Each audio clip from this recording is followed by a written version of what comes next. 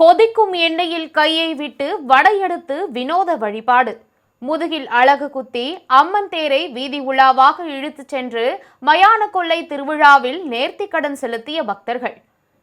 திருவண்ணாமலை மாவட்டம் செங்கம் அடுத்த இறையூர் பகுதியில் மாசி மாத அமாவாசையை முன்னிட்டு அங்காள பரமேஸ்வரி ஆலயத்தில் மயான கொள்ளை திருவிழா வெகு விமர்சையாக நடைபெற்றது.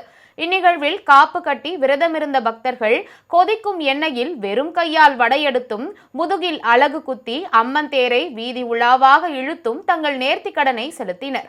மேலும் பெண் பக்தர்கள் தீச்செட்டியை தலையில் சுமந்தும் தீ மிதித்தும் தங்களது வேண்டுதலை நிறைவேற்றிய பின்னர் மயானத்தில் அமைக்கப்பட்டுள்ள அசுரனின் மனைவி வயிற்றை கிழித்து சூரசம்ஹாரம் செய்யும் நிகழ்வு நடைபெற்றது.